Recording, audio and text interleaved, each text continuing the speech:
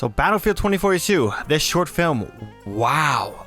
The excitement for this game has now reached a new level for me, and every time I think I can't get any more excited, DICE and EA do something that makes me more excited. I don't get it. This is an EA title. Why am I getting more excited? I know how they are, and even though I love Battlefield, I got to keep my my hype levels down because I probably will get disappointed in certain categories. But I honestly just don't even think that's even possible anymore. I don't think I can get disappointed. This game is looking so great, built on the lore, built on the gameplay aspects and what it looks like so far.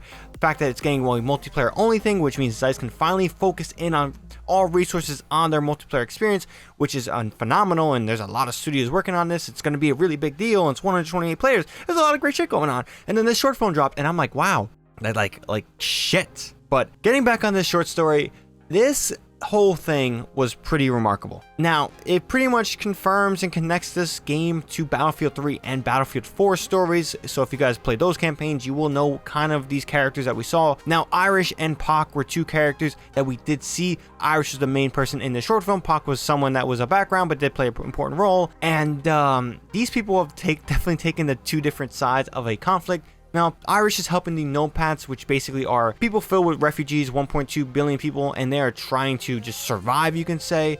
That's the best way I can sum it up based on how I understand it. But basically, the first world countries, or any country that is still running, consider them a terrorist organization and a threat to the power structure, and they're not for them. So we have to wait and see how that fits in the conflict going ahead. But going back on the short film, Irish is tasked with something, and it's going to kick off a World War level threat between the United States and Russia. Now, this isn't his purposeful doing. He doesn't want to do this intently, but definitely he does hold some guilt at the end. And, the war's starting. This is whatever incident happened here with the satellite going down. I guess Russia wants intel. It's going to finally kick off this war between the United States and Russia. And we know that these guys have been going at it for years in different games. They've been the main, factions for Battlefield for forever now. But yeah, it's pretty crazy. Now, along with this, we got the confirmation that Irish will be a playable specialist in the multiplayer for Battlefield 2042. Now, he is a pre-order bonus. So that being said, how do you get him in pre-order? Well, any edition, specifically all editions, whether you just do the base pre-order or you get the gold or ultimate edition, you can get Irish. Now, he actually offers something unique, and we're going to talk about some of his stuff. But basically, his signature specialty is a gadget that is a CS deployable shield. Don't know what that looks like yet. And the APS-36 shoot down sentinel, which counters explosive projectiles. Now, this sounds like an ADS if you played, Jaeger from Rainbow Six Siege or a trophy system from Call of Duty.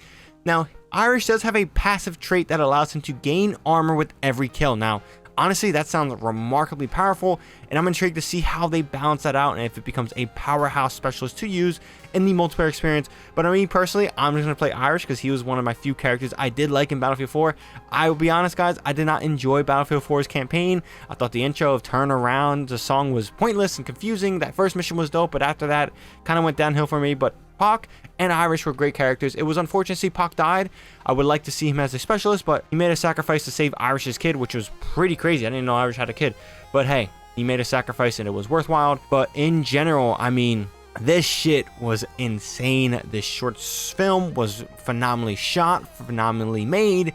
And if this was done in the DICE Frostbite engine, man, game engines definitely have a future in creating some cinematic masterpieces of films potentially if they decide to use them. Now, with that being said, I think what this does the most when it comes to just describe the potential of this world is that even though we're not getting a campaign or a co-op experience, it seems, we will definitely be getting a narrative world to be invested in, and that can definitely help create a reason for things going on in this live service model. Now, one of the worst things about live services is that they feel pointless and they feel forced and just basically milking money over time. Now, that's not going to change the fact that that's what they are doing, but if you give a reason for a player to indulge into that live service, you can definitely get financial results and a community that feels rewarded. Now, the best way I can describe it is how Call of Duty has done their seasons. I hated what they did with loot boxes, but I'm glad that's gone. But what they do with their battle pass system, how it's entwined with Warzone and all their Call of Duty games right now, and on top of that, they tell a story within their games of continuing out their campaign or whatever. it definitely feels like I am being rewarded as continuously playing, because I am intrigued at what's going on in Cold War, even though Cold War is not my favorite Call of Duty. I do not like Cold War's multiplayer. I really just specifically play Warzone and Modern Warfare, but I am still intrigued and do keep up to date because the live service model is connected with Warzone, and there's bits and story beats that I'm intrigued by. It's really cool and I do like it. But yeah, if EA keeps this going and they continue to tell this awesome world through its live service method every month with some update or doing something to continuously refresh the game up, I mean, Battlefield 2042 is going to be in a remarkable spot. I'm already loving this game. I'm super stoked for this game. I understand that this is a DICE game, so at launch, guys, do expect tons of bugs, whether you're on PC, PS5, Xbox Series X, or Xbox whatever. I forget the next gen Xbox title is called. It's such a fucking weird name. But yeah, it's going to be obviously a little bit buggy, without a doubt, but I am so excited to experience this game, get my hands on it, and it's looking good. But that being said, that's all I gotta say. This was definitely a video I did not expect making, but this short film blew me out the water, and the details we got were pretty important, and I'm really excited for the future and any other updates they offer on the world of 2042. With that being said, all I got for this one. If you guys enjoyed this video and found it informative, definitely drop this video a like. And if you guys are new here and want more Battlefield content from me, definitely excited to be kicking off a lot of Battlefield videos when this game comes out. Maybe even play some Battlefield 4 beforehand to get some hype going, but we'll see about that later. But yeah, with that being said, just subscribe if you guys are new here and you want more of that. But with that being said, all I got for this one. ShadowNinja here, and I'm out.